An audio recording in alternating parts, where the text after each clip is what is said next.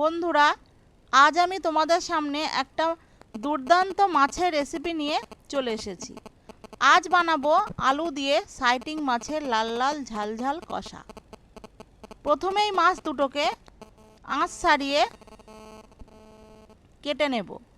এবার কাটা হয়ে গেলে খুব ভালো করে ধুয়ে পরিষ্কার করে একটা পাত্রে নিয়ে নুন হলুদ মাখিয়ে নেব।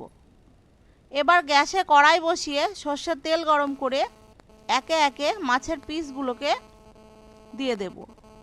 এই মাছটা কিন্তু খুব বেশি ভাজলে ভালো লাগবে না, সেই জন্য হালকা ভেজেই তুলে নেব। এভাবে সব মাছগুলোকে ভেজে তুলে নেব। এবার ওই তেলের মধ্যেই 5 ফোড়ন, শুকনো লঙ্কা, তেজপাতা ফোড়ন দিয়ে কেটে রাখা আলুগুলোকে দিয়ে দেব। এবার আলুটা লাল লাল হয়ে ভাজা হয়ে গেলে পেঁয়াজ, আদা, রসুন বেটে দিয়ে দেব। এবার মশলা কষে তেল ছেড়ে আসলে জিরে গুঁড়ো, ধনে গুঁড়ো, লঙ্কা গুঁড়ো, হলুদ গুঁড়ো, স্বাদ মতো নুন আর টমেটো কুচি আর সামান্য একটু জল দিয়ে খানিকক্ষণ কষিয়ে পরিমাণ মতো জল দিয়ে দেব। এবার ঝোল ফুটে আলু সেদ্ধ হয়ে গেলে ভেজে রাখা মাছগুলো দিয়ে আরও 2 থেকে 3 মিনিট ফুটিয়ে ঝোলটা মাখো মাখো হয়ে গেলেই ওপর থেকে গরম মশলা গুঁড়ো ছড়িয়ে দিলেই রেডি আমাদের সাইটিং মাছের আলু দিয়ে লাল লাল ঝাল ঝাল কষা।